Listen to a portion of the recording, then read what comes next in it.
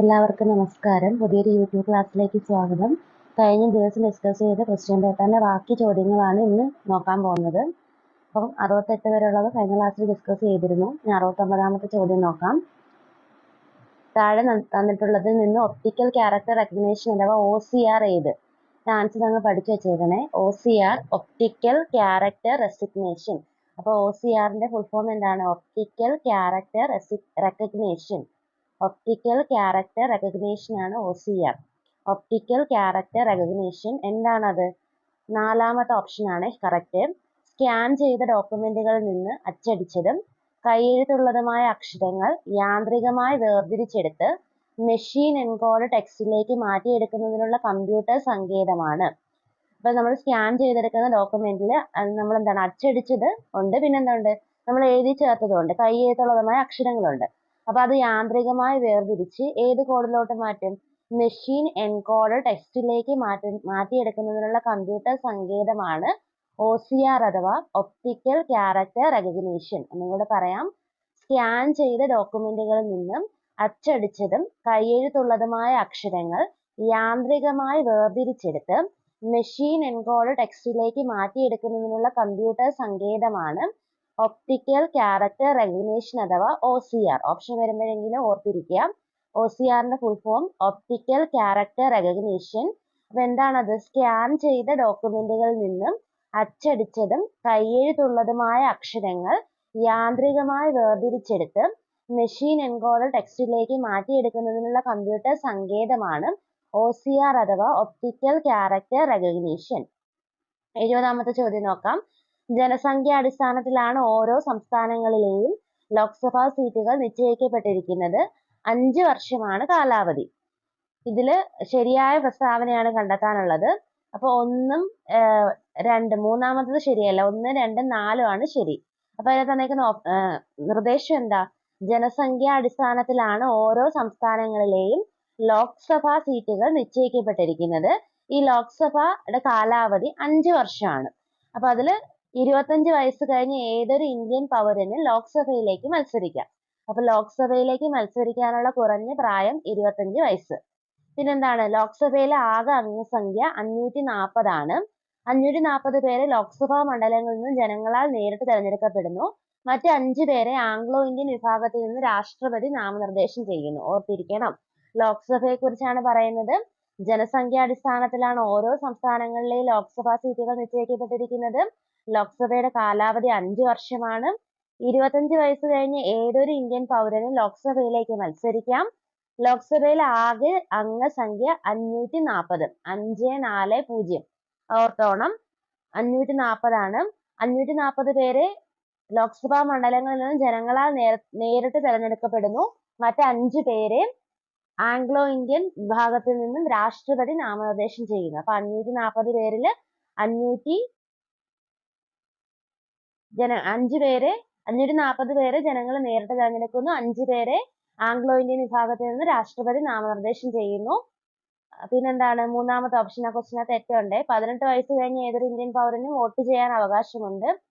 അത് ഓപ്ഷൻ തന്നിട്ടില്ലല്ലോ അത്. അപ്പം എന്താണ്? മൂന്നാമത്തത് ശരിയല്ല. 3 ലോക്സഭയിലെ ആകെ അംഗസംഖ്യ 540 ആണ്.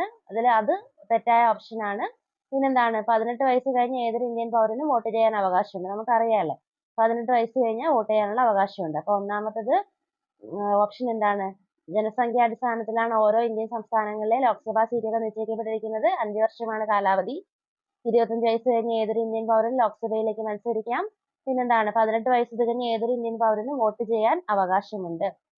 മാത്സിന്റെ ചോദ്യങ്ങൾ ഡിസ്കസ് ചെയ്യുന്നില്ല. ബാക്കി GKയും ഇംഗ്ലീഷും മലയാളമാണ് ഡിസ്കസ് ചെയ്ത് പോകുന്നത്. 81ാമത്തെ ചോദ്യം നോക്കാം. Fill in the blanks using the appropriate form of the verb. Usually they play cricket, but now they dash football. അപ്പൊ സാധാരണയായിട്ട് അവർ കളിക്കുന്ന ക്രിക്കറ്റ് ആണ്. അപ്പൊ യൂഷ്വലി സിമ്പിൾ പ്രസന്റ് ആണ്. Usually they play. അപ്പൊ എന്താണ്? they കഴിഞ്ഞിട്ട് play വന്ന്. ബട്ട് now എന്ന് പറഞ്ഞൊരു വന്നാലേ ഓർത്തോണം. അതെന്താണ്? പ്രസന്റ് കണ്ടിന്യൂസ് ടെൻസിൽ വരുന്നതാണ്. അപ്പൊ now ഇപ്പൊ അവർ ചെയ്യുന്നു. അപ്പൊ എന്താണ്? they are playing. Now they are playing football. Option D ആണ് ഉത്തരം. Usually they play cricket, but now they are playing football. സാധാരണ അവർ കളിക്കുന്ന ക്രിക്കറ്റ് ആണ്. പക്ഷെ ഇപ്പൊ അവർ കളിക്കുന്നത് ഫുട്ബോൾ ആണ്. അപ്പൊ എന്താണ് നൗ വരുമ്പോഴേ സിമ്പിൾ പ്രസന്റ് ഓർത്തോണം. ദേ വന്നതുകൊണ്ട് are plus ing form of the verb വരും. Plural form of the verb ആണ് വരുന്നത്. അപ്പൊ ഈസ് ആർ ആറിൽ ആണ് വരുന്നത്. അപ്പൊ ദേ ആർ പ്ലേയിങ്. അപ്പോൾ usually they play cricket but now they are playing the football. Select the appropriate question tag. 82ാമത്തെ ചോദ്യമാണ്. They rarely visit us. Rarely എന്ന് പറയുമ്പോൾ നെഗറ്റീവ് മീനിങ്ങിലാണ്. അപ്പൊ തന്നിരിക്കുന്ന സ്റ്റേറ്റ്മെന്റിൽ ആദ്യ ഭാഗം എന്ന് പറയുന്നത് നെഗറ്റീവ് മീനിങ് ആയതുകൊണ്ട് ടാഗ് എപ്പോഴും പോസിറ്റീവ് ആകണം. അപ്പൊ ഇതിനകത്ത് നെഗറ്റീവ് ഉള്ള ടാഗ് എല്ലാം നമുക്ക് പുറത്താക്കാല, കട്ട് ചെയ്ത് കളയാം. ഡോൺ ഡേ വരത്തില്ല, ഡിഡിൻ ഡേയും വരത്തില്ല. അത് രണ്ടും നെഗറ്റീവ് ആണ്. അപ്പൊ ടാഗ് പോസിറ്റീവ് വരണം. അപ്പം ബിയും ഡിയും ഓപ്ഷൻ പോയി. ഇനി എ ആണോ സി ആണോ എന്നാണ് നോക്കുന്നത്. ദേ റെയർലി വിസിറ്റസ്. അപ്പൊ എന്താണ് ദേ ആണ് സബ്ജക്റ്റ് എന്നറിയാം. അപ്പൊ രണ്ടിടത്തും എയും സിയും ആണ് നോക്കുന്നത്. Do they did they. അപ്പൊ എന്താണ് ദേ റെയർലി വിസിറ്റസ്. വിസിറ്റ് എന്ന് പറയുമ്പോൾ ഡു പ്ലസ് വിസിറ്റ് അല്ലേ. വിസിറ്റിനകത്ത് വരുന്ന ഇതെന്ന് വിസിറ്റ് എങ്ങനെ നമുക്ക് മാറ്റി എഴുതാം? ഡു പ്ലസ് വിസിറ്റ് എന്ന് പറയാം. അപ്പൊ അതിന്റെ ആൻസർ എന്താണ്? Do they. They rarely visit us. Do they. Option A ആണ് ഉത്തരം. They rarely visit us. Option answer എന്താണ്? Do they. ഇനി 83ാമത്തെ ചോദ്യം. Select the suitable phrasal verb. Phrasal verb കണ്ടെത്താനാണ്. The proposal has dash due to lack of funds. Fund ഇല്ലാത്തതുകൊണ്ട് പ്രപ്പോസലിന് എന്തോ പറ്റി എന്നാണ് പറയുന്നത്. അപ്പൊ ഓപ്ഷൻ ബി ആണ്, turn down. The proposal was turn down due to lack of funds. ഇനി എന്താണ് 84ാമത്തെ ചോദ്യം. I think the manager is dragging his feet in this case. The sentence can be interpreted as I think the manager is dragging his feet in this case. Present കണ്ടിന്യൂസിലുള്ളൊരു sentence ആണ് തന്നേക്കുന്നത്. അപ്പൊ എന്താണ് the manager is acting slowly in this case because he does not want to do it. അദ്ദേഹം അത് ചെയ്യാൻ ആഗ്രഹിക്കുന്നില്ല, അതുകൊണ്ട് അത് പതുക്കെ ആക്കുവാണ്. the manager is acting slowly in this case because he does not want to do it. Option C ആണ് ഉത്തരം. I think the manager is dragging his feet in this case. Answer: the manager is acting slowly in this case because he does not want to do it. ഇനി 85ാമത്തെ ചോദ്യം നോക്കാം. Complete the sentence using the correct option. If I had a car, I dash. If I had a car, I dash. Option B നോക്കിയേ. would drop you at the bus stop. എനിക്കൊരു car ഉണ്ടായിരുന്നെങ്കിൽ നിങ്ങളെ bus സ്റ്റോപ്പിൽ drop ചെയ്യാമായിരുന്നു. If I had a car, had എന്ന് പറയുമ്പോൾ എന്താണ് പാസ്റ്റിന്റെ രീതിയിലാണ് had അവിടെ യൂസ് ചെയ്തേക്കുന്നത്. അപ്പൊ would വരണം. would drop you at the bus stop. If I had a car, I would drop you at the bus stop. If I had a car, I would drop you at the bus stop. 86ാമത്തെ ചോദ്യം നോക്കാം. Which among the following is a synonym of the word disposition? ഡിസ്പോസിഷന്റെ meaning വരുന്നത് എന്താണ്? Disposition synonym എന്ന് പറഞ്ഞാൽ എന്താ meaning ആണ്. Antonym എന്ന് പറഞ്ഞാൽ ഓപ്പോസിറ്റ്. അപ്പൊ സിനോണിം ഡിസ്പോസിഷൻ എന്താണ്? ക്യാരക്ടർ. പഠിച്ചു വെച്ചിരിക്കുക. ഡിസ്പോസിഷന്റെ സിനോണിം ആണ് character. Which among the following is a synonym of the word disposition? Character. Change in the comparative degree. Rajeev is the tallest boy in the class. Rajeev ആണ് ഏറ്റവും ഉയരമുള്ള കുട്ടി ക്ലാസ്സിലെ. അപ്പം അതിനെ കമ്പാരറ്റീവ് ഡിഗ്രിയിലോട്ട് മാറ്റണം. ടോളർ ദാൻ എന്നാണ് വരുന്നത്. എന്താണ് നമ്മുടെ ഓപ്ഷനിലെല്ലാം ടോളർ ദാൻ എന്നാണ് പറയുന്നത്. അപ്പൊ എന്താണ് ഓപ്ഷൻ വരുന്നത്? Rajeev is the tallest boy in the class. അപ്പം ക്ലാസ്സിലുള്ള മറ്റെല്ലാ കുട്ടികളെയും വെച്ചാണ് കമ്പയർ ചെയ്യുന്നത്. അപ്പൊ എങ്ങനെ എഴുതാം? Rajeev is taller than all other boys in the class. അപ്പൊ എന്താണ് എല്ലാ കുട്ടികളെയും വെച്ചിട്ട് രാജീവിനാണ് നീളം കൂടുതൽ. അപ്പൊ അത് നമ്മൾ എങ്ങനെ കമ്പാരറ്റീവ് ഡിഗ്രിയിലോട്ട് മാറ്റും? Rajeev is taller than all other boys in the class. Many boys എന്ന് പറയത്തില്ല. നോ അതർ ബോയ് അങ്ങനെ നോ അതർ ബോയ് എന്നാണ് തന്നേക്കുന്നത്, അത് പറയില്ല. മോസ്റ്റ് ഓഫ് ദ ബോയ്സും വേണ്ട. അപ്പൊ എന്താണ് വേണ്ടത്? Rajeev is taller than all the other boys in the class. 88ാമത്തെ ചോദ്യം നോക്കാം. A group of soldiers is called. സോൾജിയേഴ്സിന്റെ ഗ്രൂപ്പിനെ എന്താന്ന് പറയുന്നത്? ട്രൂപ്പ് എന്നാണ് പറയുന്നത്. TROOP. A group of soldiers is called. Option C troop. 89ാമത്തെ ചോദ്യം. Pick out the correctly spelled word from the following. Correct spelling ഉള്ളത് മാത്രം നോക്കിയാൽ മതി. ഓപ്ഷൻ ബി ആണ് SILHOUETTE. 90ാമത്തെ ചോദ്യം. Change in indirect speech. Rita ask Ramesh, do you know the answer.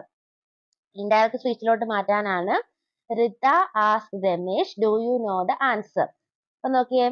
Rita asked Ramesh do you know the answer. അപ്പൊ എസ് ഓർ നോ പറയും അല്ലേ?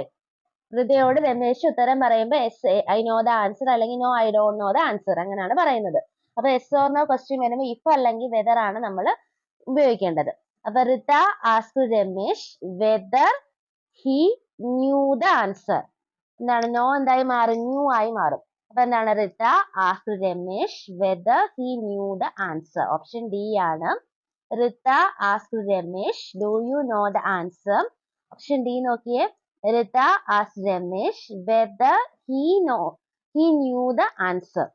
ഇനി വിപരീത പദം. ശുദ്ധത്തിന്റെ വിപരീത പദം എന്താണ്? അശുദ്ധം. ശുദ്ധം, അശുദ്ധം. കൂടിച്ചേരാനുള്ള സ്ഥലം എന്നർത്ഥം വരുന്ന വാക്ക് ഏതാണ്? സംഗമവേദി. മലയാളം ചോദ്യംസ് ആണ്. ശുദ്ധത്തിന്റെ ഓപ്പോസിറ്റ് അശുദ്ധം. കൂടിച്ചേരാനുള്ള സ്ഥലം എന്നർത്ഥം വരുന്ന വാക്ക് സംഗമവേദി. ഇനി 93 ചേർത്ത് എഴുതുക. സത് അധികം ഭാവം. അതേതാണ്? ഓപ്ഷൻ ബി ശ്രദ്ധിച്ചേക്ക. സദ്ഭാവം. സത് അധികം ഭാവം. താ മാറി എന്താണ്? ദാ വന്നു. സത് അധികം ഭാവം സദ്ഭാവം. Option B. ഇനി 94 ശരിയായ ജോഡി ഏതാണ്? തോഴി. തോഴിയുടെ മീനിങ് ആണ് ആളി, സഖി. തോഴിയുടെ അർത്ഥമാണ് അല്ലെങ്കിൽ പര്യായ പദമാണ് തോഴി, ആളി, സഖി. തോഴി, ആളി, സഖി. തോഴി, ആളി, സഖി. 95 ചോദ്യം നോക്കാം. ലേഖകൻ. അതിന്റെ എതിർലേഖം എന്താണ്? ഓപ്ഷൻ ബി ആണ് ലേഖിക. ലേഖകൻ അതിന്റെ എതിർലിംഗമാണ് ലേഖിക. ലേഖകന്റെ എതിർലിംഗമാണ് ലേഖിക. ഒറ്റപ്പദം എന്താണ്? ക്ഷമിക്കാൻ പറ്റാത്തത്. ഓപ്ഷൻ സി ആണ് അക്ഷന്തവ്യം.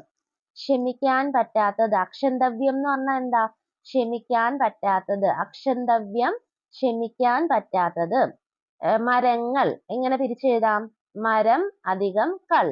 മരങ്ങൾ എങ്ങനെ തിരിച്ചെഴുതാം? മരം അധികം കൾ. ശരിയായ പദം അതിഥി. എങ്ങനെയാണ്? ഓപ്ഷൻ ഡി ആണ് അതിഥി. വിത്ത് ഗുണം 10 ഗുണം എന്ന ചൊല്ലിന് യോജിക്കുന്നത് എന്താണ്? ഓപ്ഷൻ സി ആണ്. പൈതൃകത്തിന്റെ ഗുണം മക്കളിൽ ഉണ്ടാകും. എന്താണ്? വിത്ത് ഗുണം 10 ഗുണം. അതിന്റെ അർത്ഥം എന്താണ്? പൈതൃകത്തിന്റെ ഗുണം മക്കളിൽ ഉണ്ടാകും. Too many cooks spoil the broth. സമാനമായ പഴഞ്ചൊല്ല് ഏതാണ്? ഓപ്ഷൻ ബി ആണ്. ആള് കൂടിയാൽ പാമ്പ് ചാകില്ല. Too many cooks spoil the broth. അതിന്റെ കറക്റ്റ് ശൈലിയുടെ അല്ലെങ്കിൽ പഴഞ്ചൊല്ലിന്റെ മീനിങ് എന്താണ്? ആള് കൂടിയാൽ പാമ്പ് ചാകില്ല. അപ്പൊ ഇത്രയാണ് ആ ക്വസ്റ്റ്യൻ ആൻസർ. അപ്പൊ LDC നിലവാരത്തിലുള്ളതായിരുന്നു. കറണ്ട് അഫേഴ്സും GK ക്വസ്റ്റ്യൻസും കഴിഞ്ഞ ക്ലാസ്സിൽ ഡിസ്കസ് ചെയ്തു. ബാക്കിയുള്ള മാത്സ് നമ്മൾ ഡിസ്കസ് ചെയ്യുന്നില്ല. ഇംഗ്ലീഷും മലയാളവും കുറച്ച് GK ക്വസ്റ്റ്യൻസ് ബാക്കിയാണ് നമ്മൾ ഇന്ന് ഡിസ്കസ് ചെയ്തത്. അപ്പൊ അടുത്ത ക്ലാസ്സിൽ കാണാം മറ്റൊരു വീഡിയോയുമായിട്ട്. ബൈ.